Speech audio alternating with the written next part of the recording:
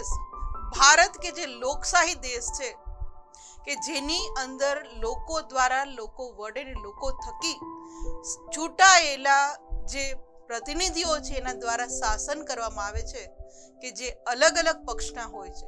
તો ચાલો લોકશાહીની અંદર જે રાજકીય પક્ષો છે એના વિશે માહિતી મેળવે. તો હવેનો ટોપિક છે લોકશાહી અને રાજકીય પક્ષો. કારણ કે લોકશાહીની અંદર કોઈ એક જ રાજકીય પક્ષ નથી હોતો, ઘણા અલગ અલગ પક્ષો જોવા મળે છે. વિદ્યાર્થી મિત્રો, આપણા દેશની વાત કરીએ તો આપણા દેશમાં બહુપક્ષીય લોકશાહી હોવાથી દેશમાં અનેક નાના મોટા રાજકીય પક્ષો છે. કારણ કે ઘણા બધી આપણી જે લોકશાહી છે એમાં ઘણા બધી લોકો છે, જેના કારણે એમ કહી શકાય કે આપણી લોકશાહી છે બહુપક્ષીય લોકશાહી છે, જેને કારણે ઘણા બધી રાજકીય પક્ષો જોવા મળે છે. પક્ષને માન્યતા આપવા માટે, કારણ કે કોઈ પણ વ્યક્તિ 4-5 ભેગા થઈને એમ ન કે અમારો પક્ષ, અમારો આ પક્ષ, અમારો પક્ષ સાથે તૈયાર થઈ ગયો, એવું ન થાય. પણ પક્ષને માન્યતા આપવા માટે ચૂંટણી પંચે ચોક્કસ ધોરણો નક્કી કર્યા છે. ચૂંટણી પંચ દ્વારા જે ધોરણો નક્કી કરવામાં આવે છે, જે નિયમો નક્કી કરવામાં આવ્યા છે, એના આધારે જ પક્ષને માન્યતા મળે છે. આ ઇમેજની અંદર આપણો ભારત દેશ કે જે લોકશાહી દેશ છે ને એની અંદર અલગ અલગ રાજકીય પક્ષો આવેલા છે. જે આ ઈવીએમ મશીનની અંદર ચિહ્નો છે એ આપણે જોઈ શકીએ છીએ. આગળ વાત કરીએ વિદ્યાર્થી મિત્રો, તો રાષ્ટ્રીય કે પ્રાદેશિક પક્ષ. રાષ્ટ્રીય એટલે જે કેન્દ્ર સંસદની અંદર જે ચૂંટણી આવે ત્યારે જે રાજકીય પક્ષ હોય તે, અને પ્રાદેશિક એટલે જે તે રાજ્યની અંદર, પ્રદેશની અંદર ચૂંટણી આવે એનો પક્ષ. આ પક્ષ તરીકે ચૂંટણી પંચ છે એ ચોક્કસ નીતિ અને નક્કી કરેલા ધોરણોને આધારે માન્યતા આપે છે. એવું નહીં કે 4-5 વ્યક્તિને ડાયરેક્ટ હાલો તમારો પક્ષ એ રીતે માન્યતા મળી જાય. એના માટે પણ આ ચૂંટણી પંચ દ્વારા અમુક કાયદાઓ ઘડવામાં આવ્યા છે. જે રાજકીય પક્ષ વિદ્યાર્થી મિત્રો ઓછામાં ઓછા 4 રાજ્યમાંથી ચૂંટણી લડે, કોઈ પણ રાજકીય પક્ષ ઓછામાં ઓછા 4 રાજ્યમાંથી ચૂંટણી લડે અને આ 4 રાજ્યમાં યોજાયેલી છેલ્લી ચૂંટણીમાંના કુલ મતદાનના 4% મત મેળવનાર રાજકીય પક્ષને રાષ્ટ્રીય પક્ષ અને અન્ય પક્ષને પ્રાદેશિક પક્ષ તરીકે માન્યતા આપવામાં આવે છે. આ એક નિયમ છે કે કોઈ પણ રાજકીય પક્ષ જ્યારે આપે, ઓછામાં ઓછા 4 રાજ્યમાંથી એને ચૂંટણી લડવાની અને 4 રાજ્યમાં જે યોજાયેલી છેલ્લી ચૂંટણી છે એના કુલ મતદાનના એને 4% મત તો મળવા જોઈએ, તો જ એ રાજકીય પક્ષને રાષ્ટ્રીય પક્ષ તરીકે માન્યતા આપવામાં આવે છે. આ ઇમેજની અંદર ભારતના જે અલગ અલગ રાજકીય પક્ષો છે એ આપણે જોઈ શકીએ છીએ. આગળ વાત કરીએ વિદ્યાર્થી મિત્રો, તો ચૂંટણી પંચ દ્વારા આપવામાં આવેલી માહિતી અનુસાર, ચૂંટણી પંચ દ્વારા છેલ્લી માહિતી છે 10 માર્ચ 2014 ના રોજ આપવામાં આવી હતી અને એ માહિતી મુજબ આપણા દેશમાં 1593 રાજકીય પક્ષો નોંધાયેલા છે. રાજકીય પક્ષો કેટલા? તો 1593 આપણા દેશની અંદર છે અને છેલ્લા વર્ષે 239 પક્ષોનો તો એમાં વધારો થયો. એટલે જોયું ને કેટલા બધી રાજકીય પક્ષો આપણા દેશની અંદર આવેલા છે. મેઇન જે રાજકીય પક્ષો છે એ આ ઇમેજમાં આપણે જોઈ શકીએ છીએ. ત્યારબાદ વાત કરીએ વિદ્યાર્થી મિત્રો, આપણા દેશમાં મુખ્ય 2 રાજકીય પક્ષો છે. એમાંનો પહેલો પક્ષ એટલે ભારતીય રાષ્ટ્રીય કોંગ્રેસ કે જેને આપણે કોંગ્રેસ પણ કહીએ છીએ, અને બીજો પક્ષ કે જે ભારતીય જનતા પક્ષ એટલે કે બીજેપી તરીકે જેને ઓળખીએ છીએ, તો ભાજપ કહીએ છીએ. આ 2 રાજકીય પક્ષો છે એ મુખ્ય છે. કારણ કે કોઈ પણ ચૂંટણી હોય એટલે 2 જે હરીફાઈ હોય છે આ 2 પક્ષો વચ્ચે જ વધારે જોવા મળે છે. આ ઉપરાંત વિદ્યાર્થી મિત્રો વાત કરીએ તો આપણા ભારત દેશની અંદર બહુજન સમાજવાદી પાર્ટી એટલે BSP, communist party of India એટલે CPI, communist party of India Marxist અને રાષ્ટ્રીય કોંગ્રેસ પાર્ટી એટલે એનસીપી જેવા રાષ્ટ્રીય સ્તરના પક્ષો આવેલા છે આપણા ભારત દેશની અંદર.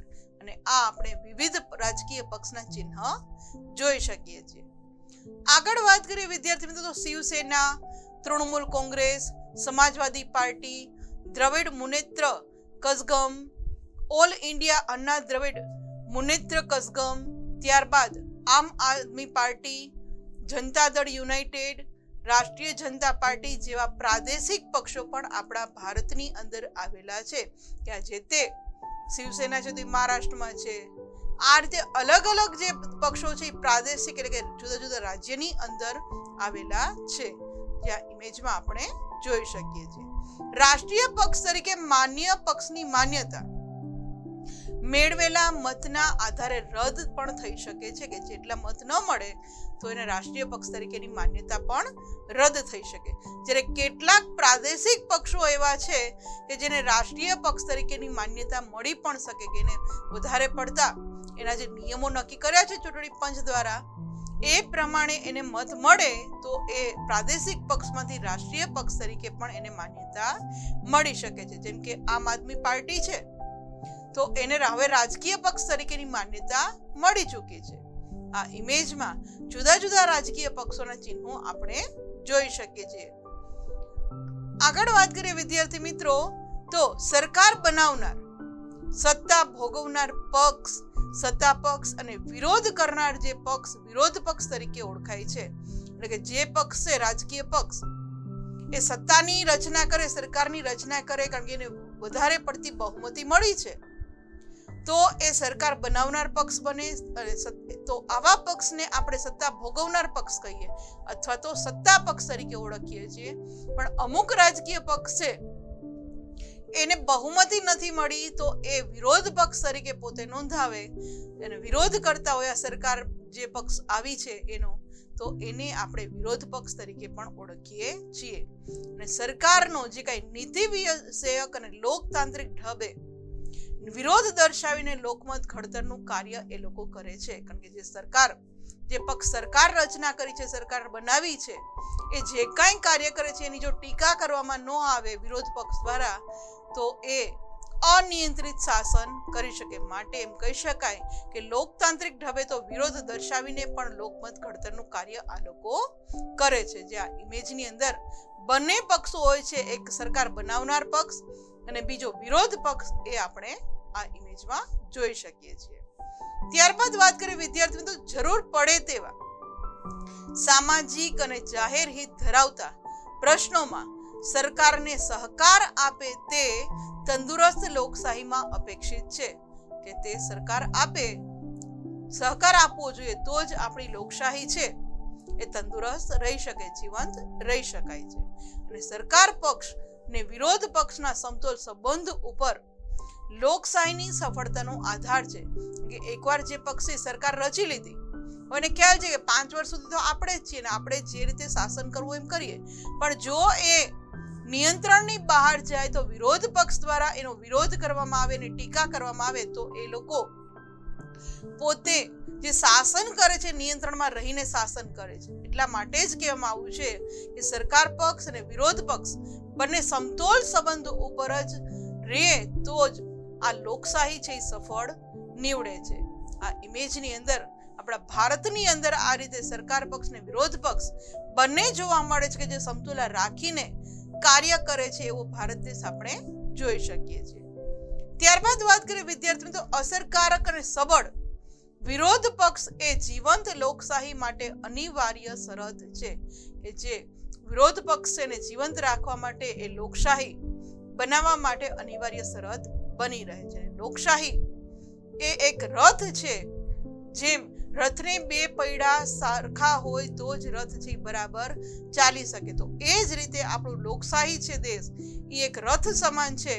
અને આ રથના 2 પૈડા એટલે સત્તા પક્ષ અને વિરોધ પક્ષ, આ બંને પક્ષ છે લોકશાહી રથના 2 પૈડા છે કે જે બંને વ્યવસ્થિત રીતે અસરકારક ને સબળ હોય તો જ આપણી લોકશાહી છે એ જીવંત રહી શકે. જેમ રથનું એકાદું પૈડું પણ સરખું ન હોય, નાના મોટું હોય તો રથ વ્યવસ્થિત નથી ચાલતો, તો એ જ રીતે આપણા દેશની અંદર જે લોકશાહી છે એ રથના 2 પૈડા રૂપ સત્તા પક્ષ ને વિરોધ પક્ષ બંને કામગીરી સરખી કરે તો જ લોકશાહી છે એ સારી રીતે ચાલી શકે.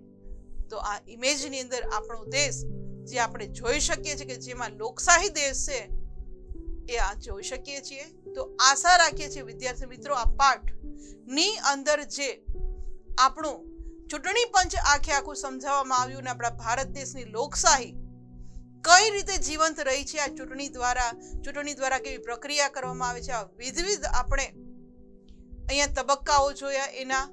તો આશા રાખીએ છીએ તમને સારી રીતે સમજમાં આવ્યા હશે.